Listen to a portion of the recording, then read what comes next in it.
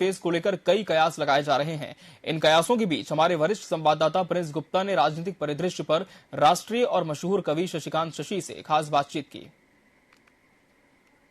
कवि शशिकांत शशि हमारे साथ हैं और कहीं ना कहीं वो अपनी दृष्टि से तमाम चीजों को देखते हैं। हाल ही में मध्य प्रदेश का चुनावी परिदृश्य बदला हुआ है, मुख्यमंत्री की रेस लगी हुई है और तमाम तरह के घटनाक्रम अभी हो रहे हैं जब तक कि नई सरकार नहीं बनती है। हम उनसे बात करते हैं। सर, सबसे पहले तो बहुत स्वागत है आपका TV24 में।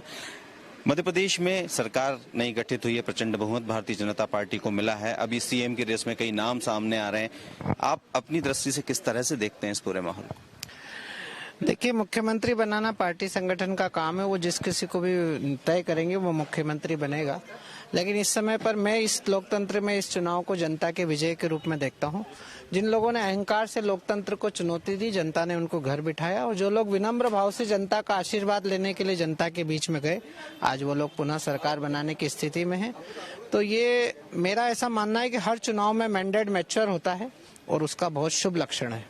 जी बिल्कुल, आपने कहा कि जनता जो निर्णय लेती है वो सर्वमान्य होना चाहिए, लेकिन कहते हैं साहित्य समाज का आईना होता है और जब साहित्य समाज को दिखाता है, उसमें घट रहे घटनाक्रम को बताता है, तो एक साहित्यकार, एक कवि किस तरह से उसे देखता है, किस तरह से अभिव्यक्त करता है?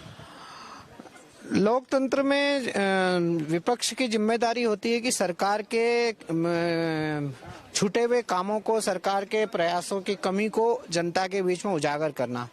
लेकिन पिछले 8-9-10 वर्षों से एक ऐसा विपक्ष इस देश में काम कर रहा है जो सरकार की कमियों के बजाय कभी सनातन को गाली देता है, कभी वंदे मातरम का विरोध करता है, कभी तिरंगे से उनको आपत्ति होती है, कभी भारत से आपत्ति होती है।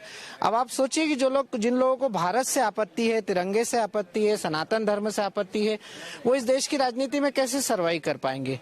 तो इसलिए हम कभी लोग उस मुद्दे को उठाते हैं जो मुद्दा जनता के बीच में स्वीकार्य होता है और जो हमारी जिम्मेदारी है।